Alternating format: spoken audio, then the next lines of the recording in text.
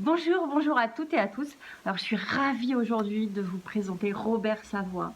Robert Savoie, je crois que c'est l'homme qui m'a le plus impacté ces dernières années. Mon mari aussi, quand même. Je t'ai rencontré sur scène l'année dernière, grâce à Martin Latulippe, sur la scène de la Z à Paris. Et tu nous as raconté une histoire qui m'a bouleversée. Ça, c'est une chose, donc 1200 personnes qui pleurent, juste imaginez. Et tu nous raconteras certainement ton histoire là. Et puis surtout, tu faisais des câlins à tout le monde. Et moi, les câlins, c'est pas trop mon truc. Mais j'y suis allée. Parce que tu m'avais tellement bouleversée, tellement touchée que voilà, ça m'a appelée. Et puis je te fais un câlin et puis je parle. Faut pas être trop connecté quand même, faut pas exagérer. Et là, tu t'es arrêté, tu m'as un petit peu repoussé, tu as reculé, tu m'as dit maintenant tu te tais et tu me fais un vrai câlin. Et en fait, ça, tu peux pas imaginer l'impact que ça a eu sur moi. En gros, tu m'as dit, aime-toi, enfin, accueille cet amour, tu y as droit. Et depuis un an, du coup, j'essaye d'accueillir cet amour, j'essaye de grandir, c'est pour ça que je suis là avec toi aujourd'hui aussi. Et j'ai envie que le monde entier ouvre son cœur et accueille cet amour, se donne de l'amour et puisse donner de l'amour aux autres aussi. Voilà, donc en ça, tu m'as impacté, en ça, tu as été important pour moi. Et du coup, j'avais envie que ma communauté te connaisse, te découvre, pour qu'elle puisse s'aimer encore plus.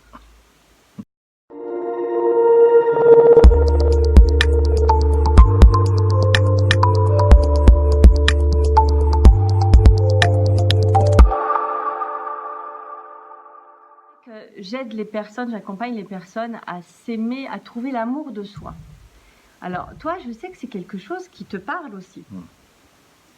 Est-ce que l'amour de soi, pour moi, premièrement, j'ai compris après plusieurs années que l'amour de soi, c'est de libérer nos charges émotionnelles. C'est libérer nos expériences traumatisantes, que ce soit des abus, que ce soit une perte d'un être cher, que ce soit la petite école, que ça a été difficile avec un ami, tout ça, tout ce qu'on peut avoir vécu dans notre enfance, ça nous suit encore aujourd'hui. Et les gens, de plus en plus, ils commencent à comprendre que c'est tellement important de prendre le temps de s'arrêter et de libérer ses charges émotionnelles pour se connecter avec cet amour de soi-là. Et ça, mais c'est un travail que tout le monde doit se permettre de vivre au moins une fois dans sa vie pour le ressentir et par la suite de décider est-ce que je vais prendre le temps de m'arrêter puis de mettre en place des choses qui vont m'amener encore davantage dans l'amour de soi et la confiance en soi. Et ça, mais c'est un processus, tu sais, c'est une transformation qu'on doit vivre et par la suite, mais décider, OK, qu'est-ce que je fais à partir de maintenant? Parce qu'il y a bien des gens qui vont faire le contraire, ils vont aller chercher leur pourquoi. OK, je veux plus d'amour de soi. Ouais, mais c'est encore plus grand que ça. C'est l'amour de soi, c'est vraiment être vigilant, d'aller à l'intérieur de soi. Moi, j'appelle ce qui ici, tu sais, en dedans de soi, là, j'appelle ça notre société intérieure. Tout est là. Tout est là. Et quand je m'occupe de prendre soin de ma société intérieure, de la regarder, d'être vigilant de la façon que je pense, de la façon que j'agis, de la façon que je me défends, et par la suite de mettre le projecteur sur moi puis de regarder ma société intérieure. Qu'est-ce que la société extérieure me fait vivre dans ma société intérieure? Et là, je regarde ça, et c'est là que je dois être vigilant, bienveillant, à libérer les malaises dans mon corps. Je dois libérer ce qui a été souffrant. D'ailleurs, tu parles d'amour de soi et tu as fait ce travail. C'est ce qui t'a sauvé quelque part. Parce que, alors, peut-être que cette communauté, ma communauté, ne te connaît pas encore. Tu as vécu des drames dans ta vie, plusieurs. Ça a commencé, tu étais petit. Écoutez, j'ai vu des drames. Des drames, oui. J'en ris aujourd'hui, mais c'est la libération qui a fait ça. Et oui, écoutez, tu sais, de garder ça dans la simplicité, 2 abus sexuels, c'est à l'âge de 7 ans, 3 semaines d'intervalle, ça a été tellement souffrant. Parce qu'à partir de ce moment-là, je me suis senti comme un déchet, moi. J'ai porté le sentiment que j'étais un déchet inconsciemment. Et pourtant, je suis né dans la potion magique d'Obélix, alors je suis quelqu'un de positif, tout ça, mais à chaque fois que j'arrivais pour atteindre mon objectif dans un projet, j'avais tendance à me saboter. Voyons, pourquoi que... Alors, les abus sexuels, beaucoup de violence, beaucoup de violence. Je sais pas. Aujourd'hui, je suis tellement en paix avec ça. Beaucoup de violence d'un père agressif, beaucoup de violence de mes 4 frères qui ont appris du même père, que c'était mes idoles. Alors, tout ce qu'ils disaient, je les croyais, moi. Hein? C'est eux autres qui avaient la vérité. Fait que quand ils disaient quelque chose, ils ont tellement raison. Alors, toute cette violence, toutes ces paroles, j'ai reviré ça contre moi. C'est moi le fautif. C'est moi qui n'est pas correct. Je suis pas un bon petit gars. Alors, l'humiliation, hein, s'est développée. La honte, la culpabilité, ça m'a amené déjà à 8 ans à consommer de la boisson forte pour... Je pensais que c'était pour avoir du plaisir avec mes amis. Tu sais, on prenait quelques gorgées de boisson forte et là, ça nous étourdissait. Mais dans le fond, c'était pour geler mes émotions déjà à 8 ans. Là. Et après ça, des accidents de moto, beaucoup de violence. Moi-même, j'étais violent moi aussi parce que j'avais énormément peur de l'homme. Alors, je devenais violent parce que j'avais peur de l'homme. Et beaucoup de maladies. Maladies de Crohn, on m'a enlevé le gros intestin au complet. J'ai fait des phlébites, j'ai fait... En tout cas, voyez-vous, j'en ai eu des expériences dramatisantes. J'ai été victime d'abus sexuels, verbal, psychologiques. Alors, aujourd'hui, mes enseignements, je pars de moi. Oui, j'ai étudié en psychologie, en thérapie, mais je pars vraiment de mes propres expériences pour aider les gens à se libérer parce que j'ai marché le terrain. J'ai marché le terrain. Qu'est-ce qui t'a donné le déclic pour changer? Parce que tu aurais pu finalement continuer dans cette violence envers les autres, envers toi. Et à un moment donné, est-ce que c'est un déclic ou est-ce que c'est un cheminement qui a fait que tu en es là aujourd'hui? Bien, c'est sûr que c'est tout, tu sais, quand j'ai arrêté de consommer à l'âge de 23 ans, bien, c'est la naissance de ma fille. Tu sais, ça a été un point de départ, dire, pendant 6 mois, ben j'avais pas arrêté et je continuais dans les drogues dures et tout ça. Je peux pas faire vivre ça à ma fille. Ça a été un point de départ. Alors, j'ai arrêté la consommation. Après ça, ben c'est sûr que là, je cheminais, tu sais, jusqu'à l'âge de 28 ans, ben à 28 ans, là c'est là que ça a été vraiment la croisée des chemins. Et c'est la mort de mon père. Mon père s'est fait tuer à coups de pied, à coups de poing à l'âge de 63 ans. Il avait 63 ans, il attendait ses journaux pour aller travailler. Là. Il n'y a aucune raison qu'on le tabasse. Et ces personnes-là, ils étaient en manque de drogue.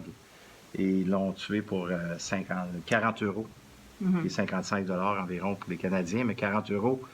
Et à partir de ce moment-là, c'est sûr que moi, quand j'ai appris ça, toute mon histoire de vie, toute ma violence s'est éveillée et je voulais faire justice. Tu sais, j'étais 5 ans à vouloir tuer ces personnes-là. Je vivais pour tuer Du coup, après ces 5 années, qu'est-ce qui a fait que tu bascules? Alors, heureusement, tu ne les as pas tués comme ça. On a la chance de t'avoir avec nous. Cette prise de conscience, qu'est-ce qui fait que tu ne les tues pas? C'est l'accumulation. Tu sais, pendant 5 ans, là, je suis devenu workaholic. Ça veut dire quoi? Que je travaillais jour et nuit parce que je ne veux pas retourner dans les substances, parce que si je retourne là, je vais mourir. Alors, je fuis dans le travail.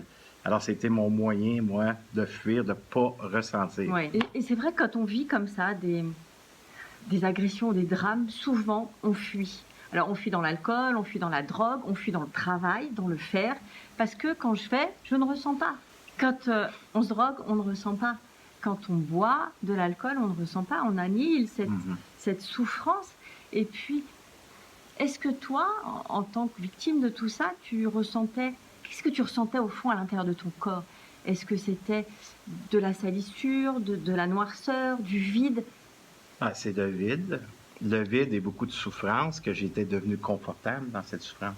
Pour moi, j'étais habitué de souffrir, alors c'est certain que j'avais beaucoup mon regard à l'extérieur. Mon regard il était sur les gens à l'extérieur. Si les gens n'étaient pas déclenchés, si les gens sont heureux, mes frères sont heureux, mes parents sont heureux, les gens autour de moi sont heureux, oups, là, je réveille pas, il n'y a rien qui se passe.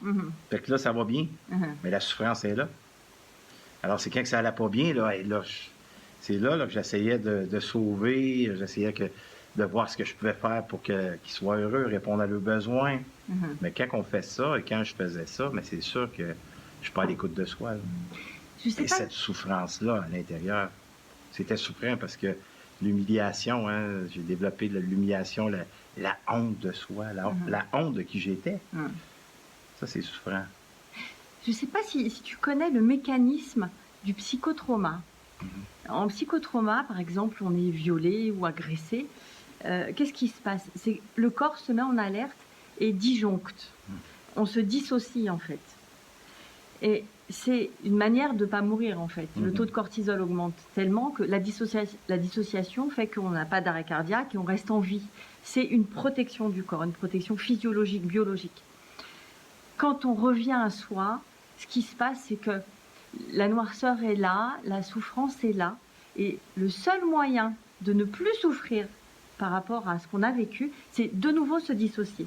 Alors, on va aller rechercher cette souffrance, on va aller se dissocier. Alors, ça peut être par des actes hyper violents, ça peut être par de la drogue, par de l'alcool, et par la violence aussi, parce que quand je me remets dans cette violence, en fait, finalement, je me dissocie, et du coup, je ne ressens plus la violence primaire, la première violence. Et c'est une béquille, en fait. Et cette béquille, c'est vrai qu'elle nous déconnecte de nous. Parce que tu es connecté à la violence et tu es déconnecté. Et cette violence se déconnecte de tes émotions. Ça te protège. Et cette violence, j'imagine qu'elle te protégeait à un moment donné. Ben, c'est de toi, de tes émotions. Protéger, moi, je serais plus après. C'est une fuite. C'est une fuite et c'est un moyen de fuir la réalité, tu sais. Je me défendais pour ne pas ressentir. Fait que cette défensive-là, c'est que j'ai développé, tu sais, le personnage de castration. J'ai refoulé mes émotions. Alors, comme tu mentionnes, c'est de retourner à ces parties-là de soi, sa société intérieure, et en tant qu'adulte, aujourd'hui, c'est de s'accompagner pour libérer ça, tu sais, ces souffrances. C'est un chemin, c'est pour la vie du développement personnel.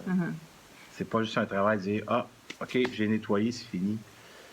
On a tellement accumulé, on a tellement vécu de choses dans notre vie, c'est qu'aujourd'hui, pour vivre la pleine conscience, vivre au moment présent, bien, c'est certain que l'extérieur nous déclenche. Fait qu'il faut que je m'en occupe au moment présent. Il y a des façons de faire, il y a des façons de s'accompagner dans la douceur, dans la tendresse. Ressentir ces malaises-là, mais de s'en détacher, mais sans fuir. C'est vraiment de s'en occuper, de les regarder, de les visiter, puis de départager. Comme tu dis, la première offense ou la première souffrance qu'on a eue, l'expérience qu'on vit au moment présent, c'est pas elle qui est souffrante, c'est qu'est-ce que ça l'éveille. Oui, exactement. Hein? Oui. C'est ce que tu enseignes. Oui. Alors, c'est de s'occuper de qu'est-ce qui s'éveille. Puis ça, c'est son histoire de vie. Moi, j'ai décidé de devenir le parent de mon enfant. Oui. Le petit Bobby. J'ai décidé de devenir enfant de ce petit enfant-là parce que je suis le seul qui peut l'accompagner. Je suis le seul qui peut l'aimer, qui peut lui donner la confiance en soi, l'estime de soi. Ce que je reçois de l'extérieur, c'est bon, mais c'est moi qui dois l'intégrer. Oui. C'est la valorisation, la reconnaissance des autres, c'est important, mais tout part de soi. Quand je dis que je suis le seul, il faut faire attention à ça. Je suis le seul à pouvoir aller à ces endroits-là, mais accompagner d'experts, accompagner des gens qui ont marché le terrain aussi. J'aime beaucoup les diplômes, là, c'est bien, mais j'aime les gens qui ont passé par le même chemin pour être capables de justement de me comprendre puis de m'accompagner parce qu'eux ont fait le chemin de la libération. Tu sais, moi, je parle de diamant intérieur. On est tous un diamant. Et faire ce chemin de la libération, c'est aller chercher le diamant qui est à l'intérieur de nous, dans la grotte, dans la noirceur. Et ça, on n'a pas toujours envie d'y aller dans cette grotte et dans cette noirceur. Mais si on n'y va pas, on ne trouve pas ce diamant. Et c'est ce que tu as fait, en fait. C'est ce travail que tu as fait d'aller chercher c'est ce que le j'ai petit Bobby. Fait. Le petit Bobby, puis de souffrir.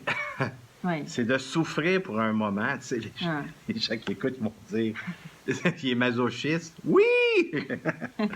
C'est de prendre le temps de souffrir pour un moment, mais être accompagné. C'est ça. De ne pas le faire seul. Oui. Tu sais, quand on parle d'isolement affectif, ça veut dire quoi, l'isolement affectif? Ça veut dire on ressent quelque chose, tu sais, dans ce qui est le nombril environ, on ressent quelque chose, on pense à autre chose, et ce qui sort de notre bouche, c'est pas en cohérence. Alors ça, c'est de l'isolement affectif. Et quand on reste dans l'isolement affectif, c'est là qu'on est dans notre caverne de souffrance. C'est ça. Et on s'arrange seul. On n'est pas encore arrivé, l'être humain, à s'arranger seul. On a besoin de l'autre parce que c'est en relation que j'ai été blessé et c'est en relation que je peux me récupérer. Oui. Alors, j'ai dû aller dans cette souffrance, puis c'est d'aller dans ces endroits-là qu'on a peur de visiter. Puis ces endroits-là, c'est d'être accompagné, comme j'ai dit, parce qu'on peut, tu sais, t'en es la preuve que tu accompagnes les gens, et c'est de se permettre de ressentir ce qui est là pour être capable de le libérer. Et sans visiter, comme tu dis, ce diamant, ben on ne pourra pas vivre pleinement l'amour de soi. Parce que pour moi, c'est par la libération, comme je disais au tout début, plus je libère, plus je touche à l'amour de soi. Et ce que tu dis est très juste. C'est par le lien, en fait, que tu as été blessé, et c'est ce lien qu'il faut réparer. Et ce lien, je connais qu'une méthode, c'est la tienne, c'est l'amour, et c'est l'amour inconditionnel. Je me suis aperçue qu'en accompagnant des personnes qui avaient été agressées, qui étaient avec ce trouble de stress post-traumatique, que ce qui les sauve quelque part, c'est l'amour inconditionnel que je leur donne. Et c'est pas tout le blabla, et c'est pas toute la théorie autour du psychotrauma ou de la psychologie. C'est juste la présence et le lien d'amour qu'en fait on donne. Et c'est ça qui guérit, c'est ça qui permet de voir la beauté qu'on a en nous. Puis t'as tellement raison, tu sais, puis la théorie, elle est importante à comprendre, mais parfois, il faut arrêter de comprendre, puis il faut ressentir. Et quand on ressent, pour certains, ont besoin de comprendre pour ressentir. Il y en a d'autres qui ont besoin de ressentir pour comprendre. Et plus on va ressentir, plus on va pouvoir mettre des mots pour comprendre. Fait que c'est... Parce que plus je creuse à l'intérieur de moi, plus je libère, là, tu sais, mes diamants, comme tu dis, plus je libère mes expériences, plus j'y vais, plus je le visite, plus... Ça devient pas plus facile, mais la peur, elle est moins présente. On se permet plus de vivre le malaise pour le ressentir, parce que quand je le ressens, c'est là que je peux l'accueillir en étant sensible. C'est là que l'acceptation se fait. Oui. Il n'y a aucune façon que je peux m'accepter sans ressentir d'une vulnérabilité, d'une sensibilité, le malaise qui s'éveille. C'est le chemin à faire. Il n'y en a pas d'autre. Dans simplicité. Simple, simple, simple. Et quand je m'accepte, c'est là que la magie opère. C'est là, à l'endroit qu'on va aller. Puis cet endroit-là, c'est l'amour de soi. On peut mettre le mot abondance dessus. On peut mettre spiritualité. On peut mettre la foi. On peut mettre toute la vibration, là. C'est à cet endroit-là et c'est par l'acceptation que je peux vivre. C'est cet amour qui nous fait exister et qui nous fait briller. Puis cet amour-là, il faut la libérer. Oui. Elle est en nous. Il y a des gens qui viennent me voir parce qu'ils veulent gagner confiance en soi. Il y a des gens qui viennent me voir parce qu'ils veulent avoir plus d'amour. Comment est-ce que je fais? Ben, tu as juste à libérer. Parce que tout est à l'intérieur de soi. Tout est là. Tous les pouvoirs sont là. Il faut que je les libère pour être capable de les ressentir. C'est pour ça que je viens de voir, Robert. C'est pour ça que je viens de voir. Parce que, et pourtant, enfin, on me dit souvent, ah, toi, t'as confiance en toi, tout va bien, etc. Mais en réalité, tu le disais, c'est un chemin de toute une vie de travailler sa confiance en soi et l'amour de soi encore plus, j'ai l'impression. Et ces zones de vulnérabilité, quand on va les chercher et quand on les accueille, ben finalement, je pense qu'on les développe et on devient plus fort et plus puissant et plus heureux au final. Cette place-là, c'est tellement bon qu'on veut le revivre et on veut le ressentir davantage. Moi, j'ai compris que je dois libérer. Écoute, je prie pour prendre conscience d'un fonctionnement que j'ai, tu sais, parce que l'être humain est conscient peut-être quoi, 15%, là, je suis généreux, 15-20%, 80%, on est dans l'inconscience. Fait que moi, je veux éveiller mon inconscience. Puis pour ça, je dois visiter mes diamants pour être capable de libérer, de devenir plus conscient de... C'est mon fonctionnement qui peut m'aider. En prenant conscience de la façon que je fonctionne avec les amis, avec les gens autour de moi. Et quand je m'arrête puis que je suis capable de prendre conscience de ça, c'est là que je peux éveiller mon inconscience. Et quand je réveille mon inconscience, c'est pas toujours agréable de ressentir ce qui est là. Oui. Prise de conscience, là, ça fait mal. C'est souffrant. Mais quel cadeau quand on se dit que c'est temporaire. C'est temporaire ce que je vis. Et si je me laisse accompagner, que je me laisse guider pour libérer ce qui s'est éveillé, les cadeaux sont énormes. Et tu parlais de place. Je crois que quand on est dans cette situation à pas s'aimer, en fait, on n'ose pas prendre sa place. C'est pour ça qu'on manque d'estime de soi, d'amour de soi. Aujourd'hui, est-ce que le fait d'avoir trouvé cet amour en toi, de te l'avoir donné, est-ce que tu as l'impression, du coup, tu as pu prendre ta place dans ce monde? Ben oui, j'ai ma place dans ce monde, puis peu importe où est-ce que je suis bien. Peu importe où est-ce que c'est, je suis bien. Alors, je parcours le monde aujourd'hui dans mes conférences, surtout dans mes retraites, ateliers, pour présenter aux gens. Fait que partout où je suis bien. Je suis dans le métro, même si des gens alentour de moi ont la face défaite. Moi, je suis bien. Je suis heureux parce que je me donne accès à ma sensibilité, à ma vulnérabilité, et je reste pas trop longtemps dans la souffrance. Et finalement, Je m'en occupe. tu t'acceptes tout entier avec tes fragilités, ta vulnérabilité, et c'est OK. Oui. Parce que souvent, on veut pas ça, on veut être fort. Ben, parce qu'il faut faire attention aussi. Il faut parler des vraies choses, là. On parle des vraies choses depuis tantôt, mais il y a tellement de machins qui se présentent à nous sur les réseaux sociaux. Il faut être vigilant. Des phrases magiques. Il faut faire attention aux phrases magiques. Les pensées positives, moi, je suis pour les pensées positives. Je suis pour le positivisme. Ça fait aucun doute, ça fait partie de notre vie. Mais il ne faut pas banaliser, par contre, notre histoire de vie par des phrases magiques. Parce qu'il y en a qui utilisent beaucoup. Je donne un exemple clair et précis. Il y en a des pires que moi. Je vais arrêter de me plaindre pour rien. Le voisin, il est beaucoup pire. Ça, c'est toutes des phrases pour se couper. C'est ça, exactement. Et il faut être vigilant à ça. C'est se donner accès le plus possible. Qu'est-ce qui n'a pas été entendu dans notre vie? Il faut l'entendre aujourd'hui. Moi, j'appelle ça mettre des strass sur du vide ou sur du pas très joli. Parce que les strass, ça brille et puis comme ça, on a l'impression que c'est OK quand même. Mais on va pas chercher son vrai diamant à ce moment-là. Les strass, c'est du faux.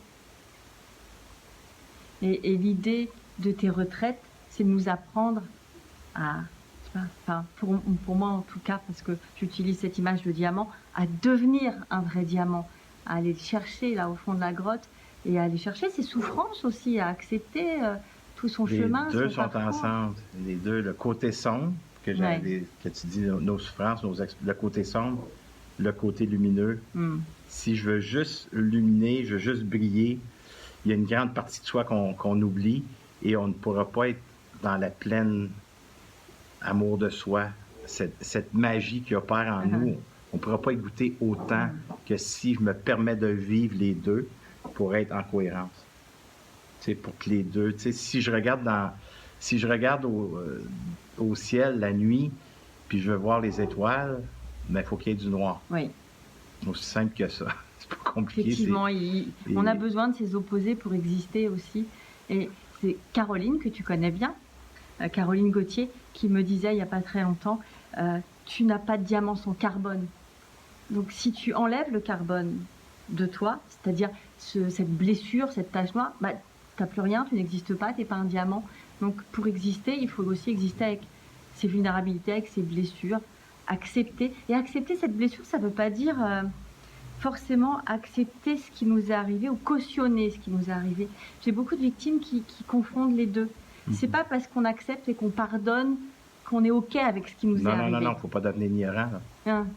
Et vraiment, voilà, il faut vraiment différencier ça. D'accepter ce qu'on ressent suite à l'expérience ou l'agressivité qu'on a reçue. On n'est pas responsable d'avoir été violé. Là. Tu sais, il y a des gens, des fois, ben, tu l'avais attiré, regarde, on n'ira pas jusque-là. Moi, je dirais plutôt, tu as vécu cette expérience souffrante. Maintenant, tu es responsable à 100% de qu'est-ce que tu vas en faire. Oui. Mhm. Parce que le temps que j'ai le regard sur l'autre, puis que j'y en veux, puis que je deviens victimite suite au dramatisme que j'ai vécu, c'est là que là, je me crée un schéma, je me crée un fonctionnement, et toute ma vie, ce fonctionnement-là va m'amener à pas vivre pleinement l'amour de soi, la confiance en soi, ou même aller à atteindre son plein potentiel dans peu importe le projet. Alors, je suis responsable à 100% de qu'est-ce que je décide de faire avec. En tout cas, Robert, tu es un modèle exceptionnel par rapport à ça et à ses responsabilités. Parce qu'il y a quelque chose que tu n'as pas dit et que j'ai envie juste de souligner, c'est que tu as pardonné quand même aux assassins de ton père. Pire, enfin, tu allais serrer dans tes bras un des assassins en prison. Tu as pris dans ton entreprise un autre. Enfin, c'est juste incroyable. Je dis, personne ne peut faire ça à part toi. Tout le monde peut faire ça. Mais en fait, tu as certainement raison, effectivement. Ouais, parce que si j'étais le seul à avoir ce pouvoir, d'avoir réussi à faire ça, ça ne serait pas honnête pour moi d'enseigner aux gens ce que j'enseigne de libération. Fait que si moi j'ai ce pouvoir-là, chaque être humain sur la Terre a le pouvoir de libérer pour toucher à son amour de soi. Et le pardon n'est jamais terminé pour une expérience. Je dois continuer à la visiter, cette partie sombre de soi, pour la libérer. Et on n'a pas besoin de se faire vivre de la souffrance. Tu sais, les gens vont dire, mon Dieu, s'ils parlent juste de souffrance, ils parlent juste de blessures. Non, parce qu'au quotidien, on est éveillé dans nos blessures. Au quotidien, avec les gens qui nous entourent, c'est nos déclencheurs. Ils nous déclenchent dans nos histoires de vie. C'est là qu'il faut être vigilant de savoir comment je me défends pour ne pas ressentir. Il faut que je prenne conscience de la façon que je me défends pour descendre ici, et c'est là que je m'en occupe. On peut faire ça au moment présent, quand on a le chemin, quand on est accompagné. Et oui, j'ai pardonné les assassins qui ont tué mon père. Tu sais, au début, je disais, je vais leur pardonner, mais je n'irai pas dîner avec eux. Parce que le pardon, j'ai compris, c'était égoïste, je faisais ça pour moi. C'était tout ce que je pouvais faire dans la conscience que j'avais. Mais le fait d'avoir continué à cheminer, avoir libéré en partageant, en verbalisant, en étant sensible à moi, en m'accueillant dans cette partie-là, à un moment donné, j'ai rencontré un qui a duré 4 heures. Je l'ai pris dans mes bras, là. Et mon père, là, moi, là, je l'aimais. Tu sais, mon père, malgré qu'il était violent, il m'aurait donné son cœur. Mon père m'aurait donné ses reins là, pour que je puisse vivre. Là. Et je l'avais dans mes bras. Fait que je l'ai pris dans mes bras, cette personne-là, là. Il a tué mon père. J'avais aucune haine. Aucune haine. C'est ça la magie que je vous parle depuis tantôt, puis qu'on parle. Cette magie-là, elle existe. C'est beaucoup plus grand que soi. C'est plus grand que moi, c'est plus grand. C'est de la magie, c'est puissant. Et c'est à ça qu'on veut goûter. Et oui, j'ai même engagé un des assassins qui a tué mon père. Écoutez bien ça, là. Et oui, je me suis posé la question, suis-tu devenu fou pour... J'ai passé par tout ce chemin-là, inquiétez-vous pas. Mais non, c'était plus fort que moi parce que j'ai tellement creusé, j'ai tellement libéré ce que je ressens aujourd'hui. C'est puissant.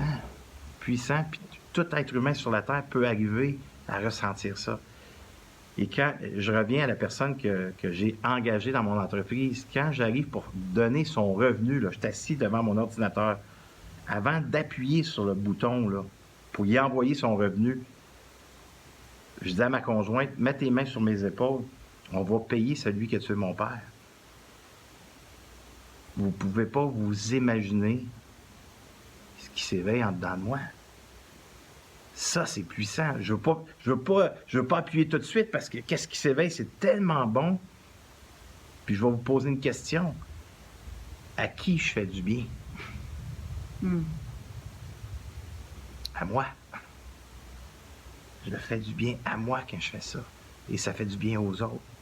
Alors, aujourd'hui, j'atteins mes rêves les plus fous parce que j'ai compris que c'est le chemin le moins fréquenté que je dois marcher quand je suis blessé, quand je suis dans mes souffrances. Je dois m'en occuper au lieu de les castrer. En tout cas, pour moi, tu es un homme qui ramène de l'amour et de l'espoir dans ce monde. Et j'avais envie que tu donnes ce message d'espoir aussi à toutes les personnes qui vivent des choses horribles, dramatiques, et qui se disent qu'ils peuvent pas ou elles ne peuvent pas s'en sortir avec ça.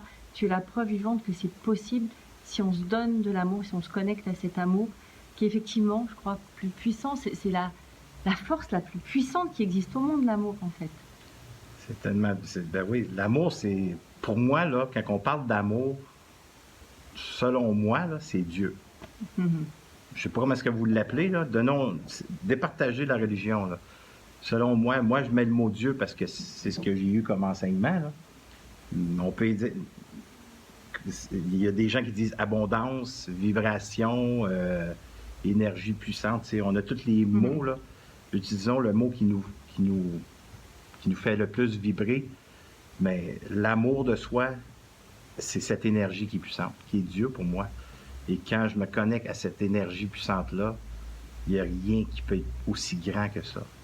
Il n'y a rien qui. Tu sais, on dit que l'amour est plus fort que tout. Oui, c'est vrai. Il faut être à cette place-là pour être capable de le ressentir et de le dire. Les psychologues parlent d'amour inconditionnel. C'est cet amour qu'on a pour nos enfants. Et tu disais, le parent est allé chercher le petit Bobby pour lui donner de l'amour. Et c'est cet amour inconditionnel qu'on donne. Et c'est ça, effectivement, qui est ultra puissant. Et amour de Dieu, enfin, effectivement, on l'appelle comme on veut. Mais cette puissance-là, cette énergie, en fait.